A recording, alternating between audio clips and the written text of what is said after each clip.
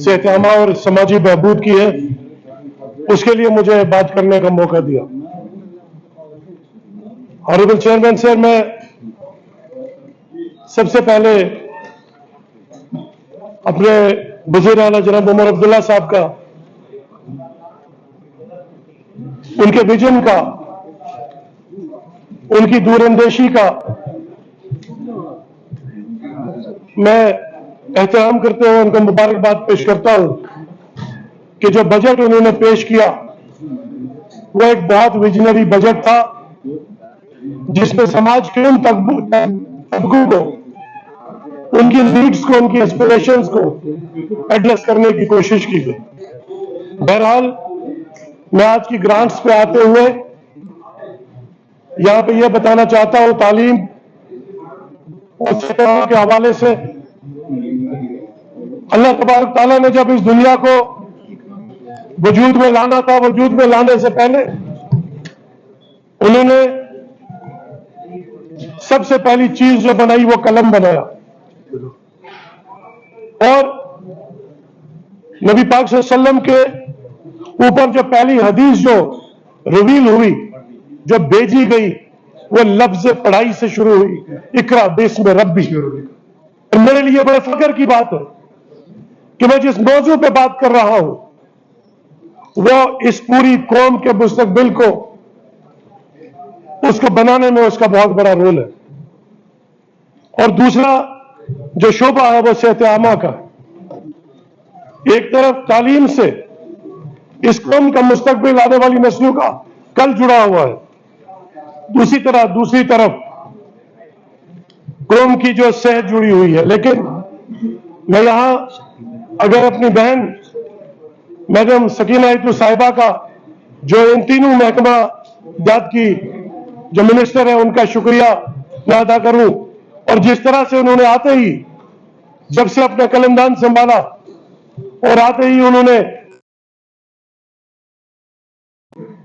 जो calendar examination का था, सेशन का था, उसको तब्दील करके एक रेवोल्यूशनरी हिस्टोरिकल फैसला किया, जिससे करोड़ों तुलबा और उनके वालिदैन को रिलीफ मिला। इस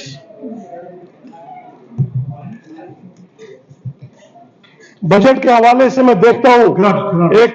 इस ग्रांट के हवाले से मुझे एक चाइनीज फिलोसफर, स्कॉलर कन्फ्यूशियस की वो बात मुझे याद आती है कि जिसमें उन्होंने कहा कि if the vision is 1 year plant rice, if the vision is 10 years plant trees, and if the vision is 100 years educate children।